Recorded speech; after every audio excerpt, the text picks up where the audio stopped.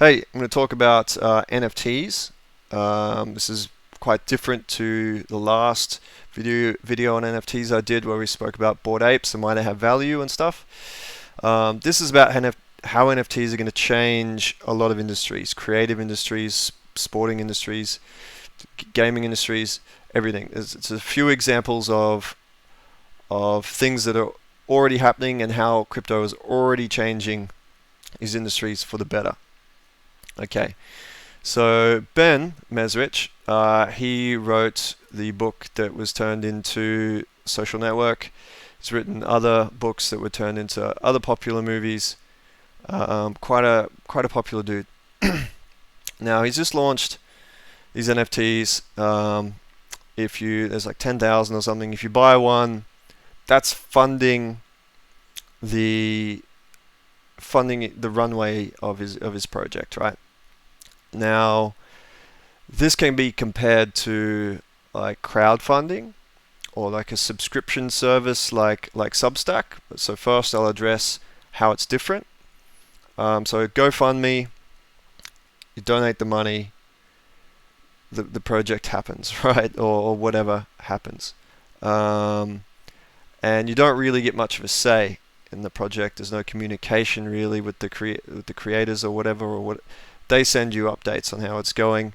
Maybe you get a few perks for supporting it or something.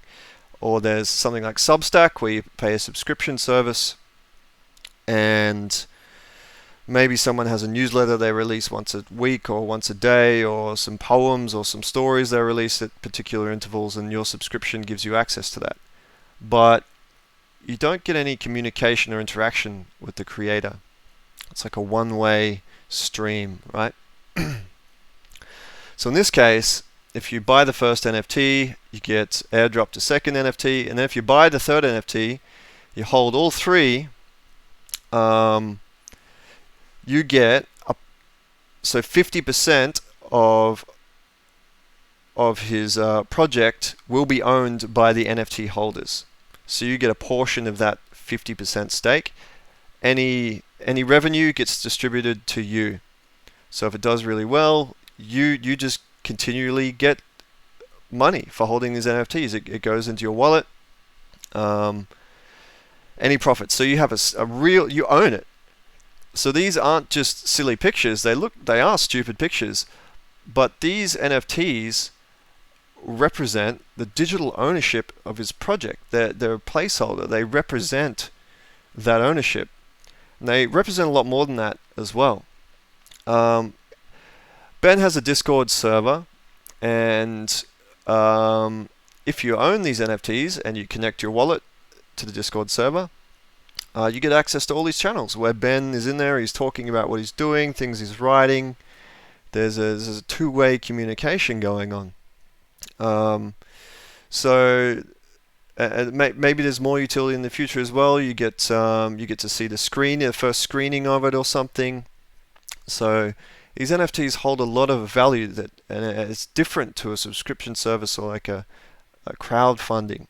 And it's because it's a tradable subscription, right? So if you see the launch of this project, you buy one early, the project gains traction, gets quite big, then the value of your subscription will grow, and especially when it starts receiving revenue.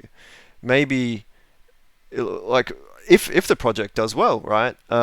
Your subscription you can sell to someone else. You sell these NFTs to someone else. They have the access you once had, and they receive the revenue like you did. So it's a tradable subscription, which we've never had before, and so that gives a lot of value. And now let's think about it from the perspective of the creator. Now, the creator then gets funding for the runway of his project, and through the Discord gets interaction with everyone that wants to be a part of the project. So can bounce ideas off everyone. And traditionally, if you're writing a book or whatever, you have no idea whether anyone's going to like it or not. You might like it, but you write it all, you pitch it to a publisher, maybe it's really good, the publisher just disregards it, you think it's bad. It's happened so many times, and then years later that book's picked up and an international success. So it gives the creator feedback and constant interaction with the community that's going to be reading it. That community itself has a stake in the project, so they're incentivized to provide good feedback. And they're incentivized to market it too, right? They're going to tell their friends about it. They're going to they're going to post about it, and because they're excited about it and they have a stake in it, so they want to see it do well. So there's like free marketing.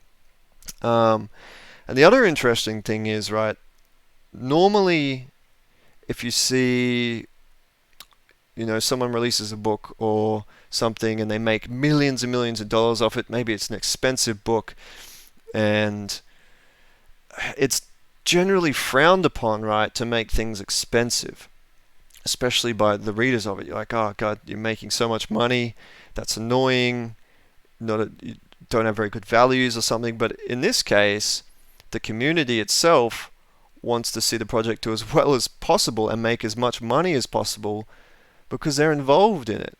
So it kind of completely changes the way the creators have to talk about it and think about it. They don't have to hide any profit incentives or any of that, speak about value or generating value or anything. They want it to make as much money as possible, and so does the community, which is, I haven't seen that before. It's very, very interesting. So if you then go to a publisher with your screenplay or your book that's written with 5, 10, 20, however many thousand people in your Discord that are already invested in it, they want it to, that they're going to probably like it because they've been involved in the creation process.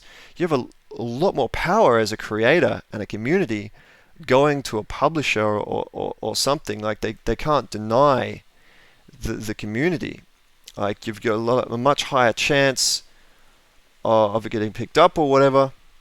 And yeah, it's really flipping the power back in the hands of the creator and the community, which has been a criticism of the arts industry or the music industry for a long time, where labels and everything hold all the power and they own your music and they decide whether you get funding or not and all that. So not only is it a way for the creator to get money to do it, but it'll aid the entire creation process by giving them peace of mind, interaction, all those things. Now, within each industry and throughout different industries, the structure of this will change, right? This is what Ben's doing. He has 3 NFTs. He's very open about the creation process. He's talking about it. He's going through it with the community. The community has an incentive to provide good feedback, right? Because they're invested in it. But maybe there's other creators that prefer to keep things a secret until release, or they maybe if it's like Kanye West or some shit, he doesn't want to be. He'd get inundated by people in Discord, right? He wouldn't be able to. So so it'll be a bit different from project to project and from industry to industry. And in this case, it makes sense for Ben to have these NFTs, right? Rather than having a Ben coin or something, which is a fungible token. It doesn't really make sense to do that in this instance. It makes more sense to have an NFT. If you hold that, it's the ticket, right? It's the digital ownership that you can trade if you want.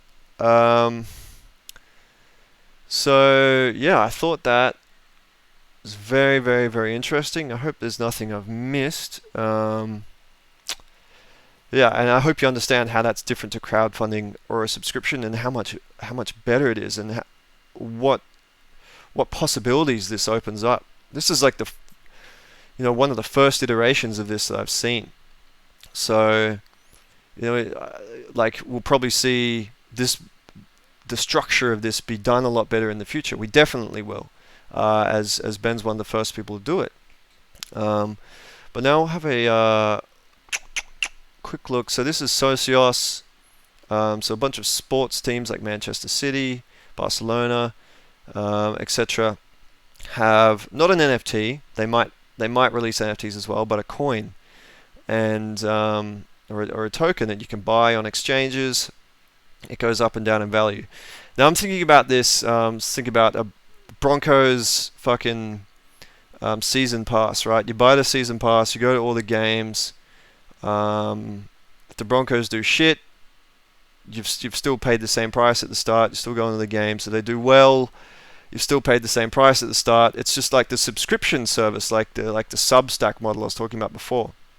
Whether the Broncos had a Broncos NFTs or a Broncos token, you hold that. Maybe that gives you a season pass, and you can trade that depending on, if the Broncos are doing well, maybe that's worth more. If they're not doing as well, maybe it's worth less. If you've held it for a certain amount of time or do something, maybe you get meet and greets with them, you get better seats, you get merchandise. Maybe, you there's a Discord equivalent or something where you can speak to the team, they can talk about the game afterwards, there's interaction elements as well as you just receiving perks. So you can see how this already is and will infiltrate all sporting teams, right? It's happening now. So these things are already starting to make their way in. I don't think the first iterations of them will be the best iterations, obviously. As we learn and move on, these systems will get better. But yeah, I thought that was really cool. And in the case of like Alluvium, for example, which is a game, you own the ILV token, you get to influence, you get to vote on, you get to pitch ideas. If they're accepted, you get to vote on them, on the direction that the game goes, or ideas for new games.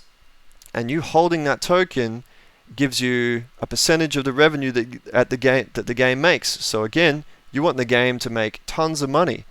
The developers talk about trying to make it make as much money as possible through the marketing and the gameplay loops and all that. And it's interesting seeing where the community is going, awesome, yes, I hope this game makes tons of money. I hope it charges, which I said, I've never seen that before, where you're sitting at home going, oh, geez, I hope this game's expensive or whatever, because you own a portion in it. And if you do own that portion in it and it earns the revenue, that can pay for you playing it. So you never really, you can sell your stake at the end and you have the whole experience for free. Maybe you profit from it. Anyway, yeah, it's mainly about this project, how it could potentially change creative industries, especially which have been suffering from major power dynamic issues, right? And I think in Ben's case, it's already flipped the power. The power's in his hands. He's got the community, he's got the funding, and he can go to any publisher with that and make demands, right? Which I think is really cool. And I think it's been very needed for a long time. So, yeah, before you think, NFTs are stupid, they're just fucking pictures, you're wrong. Alright, see ya.